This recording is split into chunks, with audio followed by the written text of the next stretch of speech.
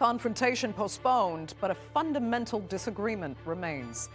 Greenland and Denmark have reiterated the Danish territory is not for sale, but President Trump insists he needs the island for U.S. and European security.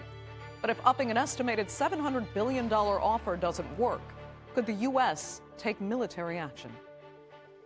I'm Andrea Sankey, and today's newsmaker is Greenland.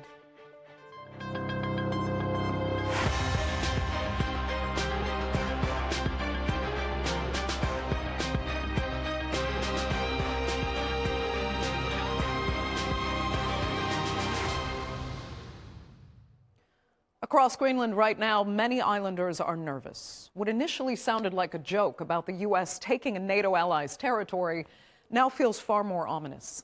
In fact, a burgeoning independence movement to break free from Copenhagen's rule is now sliding into reverse, with some Greenlanders saying they'd support rule by Denmark over the U.S. Meanwhile, the increase in NATO military activity on Greenland has prompted Russia to express serious concern. So, are we witnessing a dangerous but justifiable escalation, or is the U.S. threatening to conquer Greenland, putting the world at risk? Here's a look. To say that US relations with Denmark and Greenland are icy at the moment would be an understatement. In his first and second terms, US President Donald Trump remained steadfast in a desire for the US to own the Arctic island, an autonomous region of Denmark, through outright purchase or willing trade of sovereignty. If we don't take Greenland, Russia or China will take Greenland, and I am not going to let that happen. On Wednesday, senior officials from Greenland and Denmark met with US Vice President J.D. Vance and US Secretary of State Marco Rubio in Washington for high-stakes talks, hoping to pour cold water on Trump's territorial ambitions. Before the meeting, increased anxiety among Greenland's small population of only around 57,000. I was watching from the beginning of the press conference. It's very frightening because it's such a big thing. Reality just hit. It's heavy. Of course, Denmark is going to keep us, and not America. After the meeting, tensions and fundamental disagreements remain, but a subtle sigh of relief from Greenland and Denmark. We agreed that we need to look ahead and work towards a further agreement between the countries. The meeting seemingly hasn't stopped the US president from wanting Greenland, but for now, the immediate likelihood of American military annexation looks lower. And it was a great opportunity also for Vivian and I to go up against the narrative because it is not a true narrative that we have, Chinese warships all around the place. According to our intelligence, we haven't had a Chinese warship in Greenland for a decade or so. Greenlanders have wanted independence for some time, but not if it means trading Danish citizenship for American citizenship. One thing must be clear to everyone. Greenland doesn't want to be owned by the United States. Greenland does not want to be governed by the United States. Greenland does not want to be part of the United States. We choose Greenland as we know it now, and that's part of the community of the Kingdom of Denmark. Trump says he wants it for security purposes, but this has left many Greenlanders, Danes, and European allies scratching their heads. From a European perspective, American ownership simply isn't necessary. Greenland once had 17 US bases on it, historical carryovers from World War II and the Cold War. Every base except one has now closed.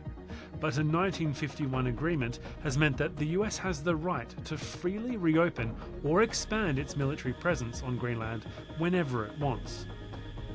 Moreover, the US and Denmark are NATO allies. If the US does go ahead and invade, it will be an existential threat to the entire NATO alliance. No NATO member has ever attacked another. Denmark, alongside Germany, Sweden, France and Norway, are now sending additional military personnel to Greenland. It's a largely symbolic measure, one that President Trump may or may not choose to ignore. Now, as Denmark, Germany, and other NATO members boost defenses around Greenland to counter threats from Russia and China, Moscow has expressed serious concern about that increase in military activity. So, is the building of defenses securing peace or provoking conflict? Joining me now to debate that and much more are, from Copenhagen, journalist and author of America Turns the Clock Back, David Trads. From Nuuk, the capital of Greenland, member of parliament for the Greenland Naleraq party, Kuno Fencker. And from Chicago, chairperson of Republicans Overseas UK, Greg Swenson. Thanks all so much for being with me. Kuno, I'll start with you as a Greenlander. How are you feeling first about Wednesday's meeting at the White House involving your foreign minister? And second, where all of this has left your security as a Greenlander? Well, first of all, I'm very happy that we have created diplomatic arrangements with the United States, finally.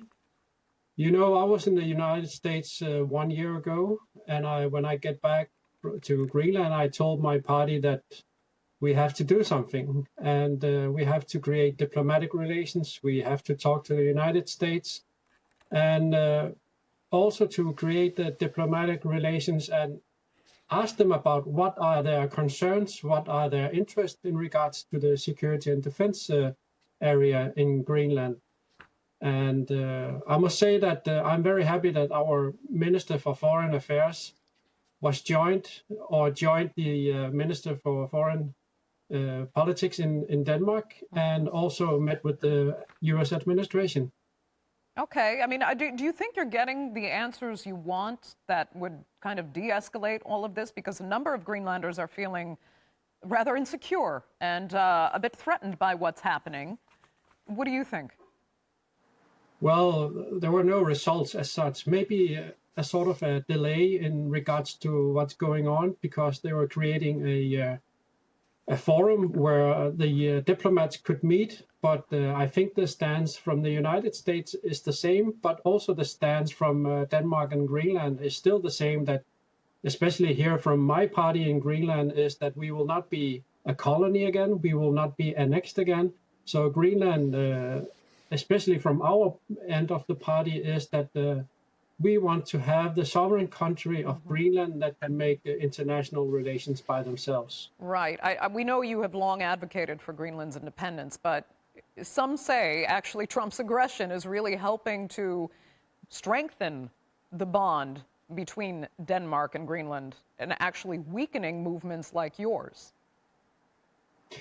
Well, that's a debate we could take, of course, and we have 25% of the votes here in Greenland that want Greenland to be independent, and also the latest poll is saying that over 70% of Greenlanders want independence. But we are not after utopia here. We are after becoming a sovereign country, that we own our country legally and not necessarily not working with Denmark or European nations or the US as such. We can make bilateral agreements, and even our law is advocating that we should make a compact of free association with Denmark initially. Okay, well, let me turn to David Trads then in Copenhagen. Tell us, David, then, what really are the security threats here? And is all of this kind of bluster actually provoking potentially a more dangerous situation rather than making the US and Europe and Greenland safer? Well, I think what we have talked about in the past decade or so about Arctic security is interesting here, because the US and Europe pretty much agreed that that area, the high north, as we also call it, the Arctic area, was a low-tension area where we don't needed more military presence. Now, suddenly, we need to build up more. Why? Because the American president, President Trump, has said repeatedly and in an outrageous way that he wants to own Greenland, either in a soft way or in a hard way. In other words, maybe through diplomatic path, or maybe through, who knows, even an invasion. So I think it's the American president who is building up a situation where the security in and around Greenland is threatened in a way it isn't in real life. I noticed that the Danish foreign minister yesterday during the meeting with the Trump administration repeatedly said that we cannot acknowledge from European intelligence that there is any immediate threat towards Greenland from either Russia or China. This is simply something that President Trump has made up in his own mind. Yeah, and David, he also said that there are Chinese ships kind of circling Greenland that also pose a threat. And then the Greenlanders and the Danes came back and said that there are no Chinese ships in the area. That's not even true. What do you know factually about that case? Well, what we know factually is that Danish intelligence and European intelligence have repeatedly said that this is not the truth. Every now and then, maybe especially a Russian, but not a Chinese ship will get close to Greenland. But this is not a real threat. This is something that I said before, that President Trump makes up. And that's very sad. Because nobody wants the high north or the Arctic or Greenland to become high tension. I don't think Kuno likes that either, to see a buildup of troops in Greenland. We've seen that before. That was not a good time for any of us. So I don't think it's necessary. The reason Denmark does it right now with support from major NATO countries, of course, is to somehow try to accommodate the threat from President Trump. Okay. So, Greg, then why would President Trump say there are Chinese ships all over the area when actually there aren't, at least in the case of the Chinese naval vessels? And then why can't the U.S. anyway just put more U.S. military bases on Greenland if they believe there is a security threat? NATO security is U.S. security, and the U.S. is allowed to have more military bases there anyway. Yeah, that's a good point, Andrea. And I think at some point the president, will look at, the ultimate outcome, and he uses a different methodology to get there. He's provocative and he uses hyperbole, and he might very well have exaggerated the presence of Chinese or Russian ships. But he's also, I think the key word that David mentioned is there's no immediate threat. But I think the president's looking long term.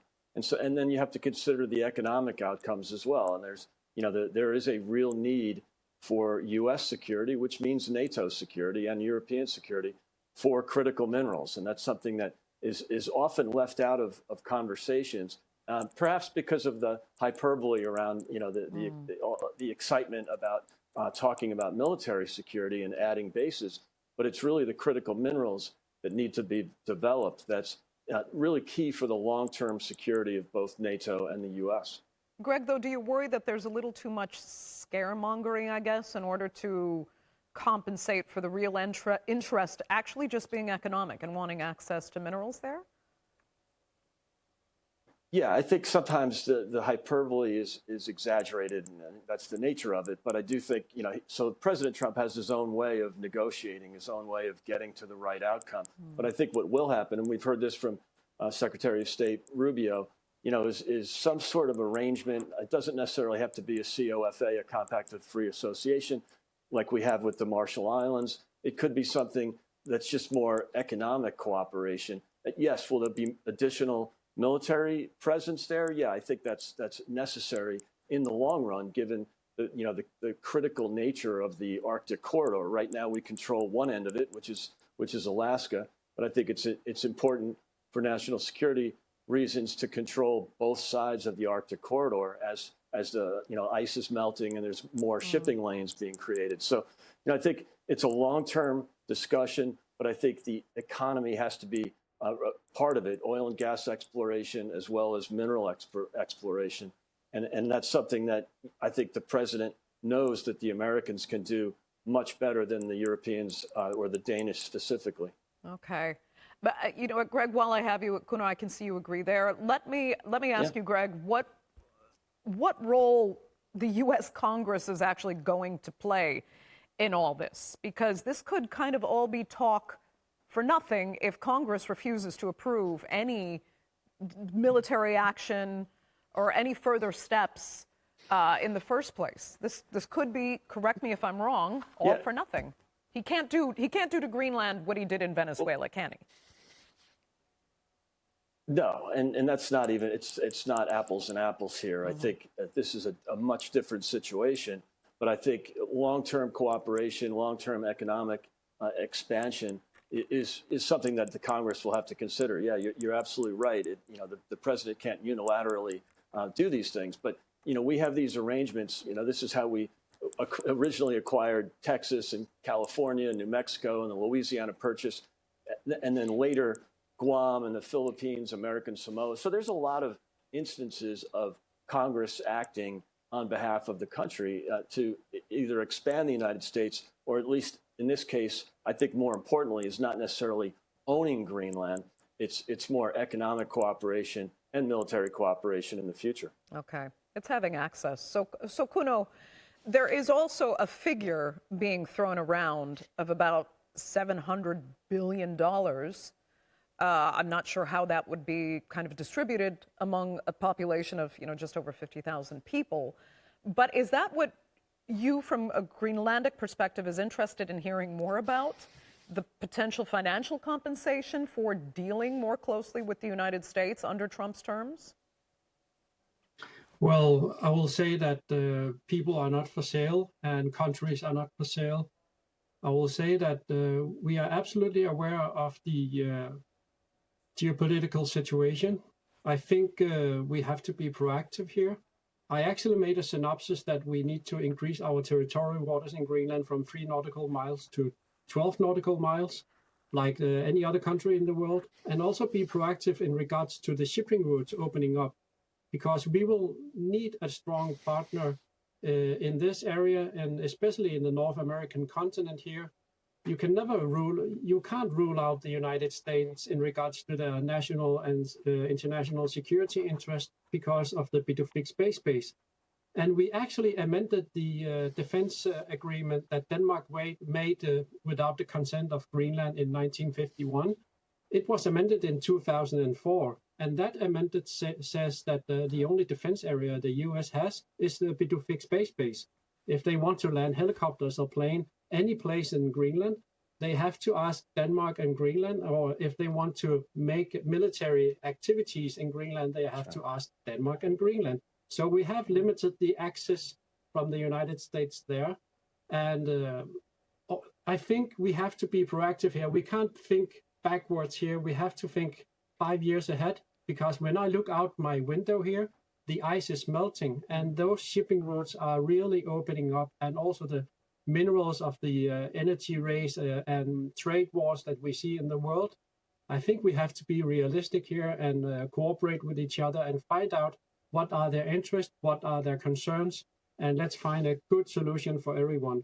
But in regards to the money, I think that the US has to pay for the bit of fixed space base if they are renting a piece of land in Greenland for their national security. Of course, it has to cost some money, but it's a trade, because we also want security guarantees from our allies. Mm-hmm. I mean, David, what do you make of that? And should Denmark actually be stepping up its game to offer the stronger partnership that Kuno was speaking about? Because this is a serious competitor on the other side. Say what you want about President Trump and his bluster. There will be offers there that could work better for individual Greenland as an independent entity eventually, as Kuno hopes, could work better for those interests. So is Denmark doing enough to be that competitor to the U.S. for Greenland? Well, first of all, Denmark and the Danish government now, after many years of doing wrong things in Greenland, have finally reached a point that I think is very smart, which is whatever position Greenland wants to have in its future is up to the Greenlandic people themselves to decide. So we cannot sell, Denmark cannot sell Greenland to anybody, because we don't own Greenland. Greenland has specifically said many times that Greenland is not for sale, but open for business. And I think that's a good thing to say from a Greenlandic point of view. Denmark, the Kingdom of Denmark, which is Denmark, Greenland, and the Faroe Islands, We have, of course, abstract threats against us, for instance, China and Russia in the future. But right now we have, and we cannot forget that, right now we have a very specific, clear and imminent danger towards our territory, and that is our strongest ally in at least the last 8 decades, the United States of America. So what do we do? What has Denmark actually done over the past weeks and months and over the past year indeed? We have spent ever more on military presence in Greenland, billions and billions of US dollars. Denmark has already stepped up its game when it comes to securing the situation in the Arctic. But what Denmark, of course, cannot accept, and what Greenland cannot accept, is that we have some other country, not just some other country, but the United States of America wanting to take over Greenland. That is unacceptable, and I can't see how any sovereign country would just accept that. So, Greg, having said what David just, explained there, and when we're talking about threats, there is the argument in the United States that all of this focus on Greenland is taking taking American eyes off a real threat that exists from Russia in Ukraine, for example. The U.S. wants to distance itself from the Ukraine conflict and focus on Greenland because it says Russia is a threat there. How do you square that circle? Why would a country that's actually been attacked and threatened by Russia be less of a priority than Greenland, which feels no threat at all? Yeah, I'm not sure, where they rank in terms of priorities. Obviously, the Ukraine situation is more immediate and urgent, and that's why the president has been doing his best to try to end that conflict. And there has been, relatively consistent U.S. support for Ukraine. It comes, it has its ups and downs, both in the Biden administration as well as the Trump administration. But the U.S. is still there, and in effect, hopefully he'll be able to have some success in ending the conflict. But I think again, Greenland is a longer term situation. I'll again refer to go back to the critical minerals issue. We, the U.S., are buying 80%, 90% of our rare earth minerals and other critical minerals from China. That's, massive dependence on an adversary. And so, that's something that we have to remedy. I think that was part of the formula with Venezuela and the partnership that we're going to have in Venezuela. Not just oil and gas, it's critical minerals. And again, Greenland has a vast resource. And I know, they banned uranium development in Greenland, and they put a moratorium on oil and gas licenses. So that's something that I think the president would like to see changed. It doesn't necessarily mean, we're going to invade Greenland and take it over. I think that's just a lot of bluster, as you mentioned, Andrea. So I think it's the economic outcomes and the security outcomes. Right now, the U.S. is basically providing security for Greenland because we are, still 50% of NATO and really the lone superpower in NATO. So when you say NATO is protecting Greenland, it's really the U.S. Now, good for Denmark for stepping up, and I think Denmark in general plays above their weight compared to other Western European countries. So good for them. But still, it pales to the U.S. security apparatus. It's just apples and oranges. Yeah, Kuno, then we heard mention there of the moratorium on uranium and some of the limits on oil and gas exploration. If that is indeed what the United States wants, how far would Greenland be willing to go to reconsider their stance on minerals development, even if it puts their environment at risk and causes you to be further at the center of tensions between other big competitors like China? Well, I will say that I don't think that is the first priority of the United States. That's only my guess. But I think it's a proactive action. And also, I think that it's an exaggeration to say that it's filled with Russian and Chinese vessels. But hence my saying that we have to be proactive in regards to the opening of the shipping routes. This area of Greenland, both north and west, will be filled with shipping vessels and other vessels. Hence my proactive reaction that we need to increase our territorial waters to protect Greenland.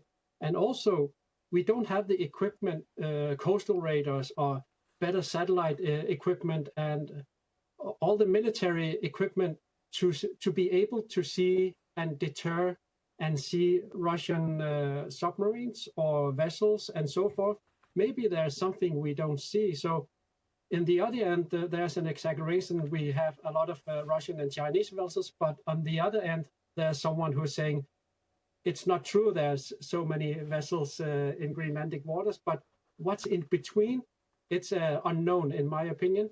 I've been the chairman of the board for a shipping line for 5 years. And while I was there, we usually see pictures of Russian submarines in Greenlandic waters. So there is some. So we need to be able to be proactive in what we're doing to protect this area. Greg, I can see you agree. I'd love to come back to you for comment, but unfortunately we are completely out of time for this edition of the Newsmakers. So I'd like to thank all three of my panelists sincerely so much for being with us, and our viewers as well. Remember, you can follow us on social media, and do be sure to subscribe to our YouTube channel. I'm Andrea Sankey. We'll see you next time.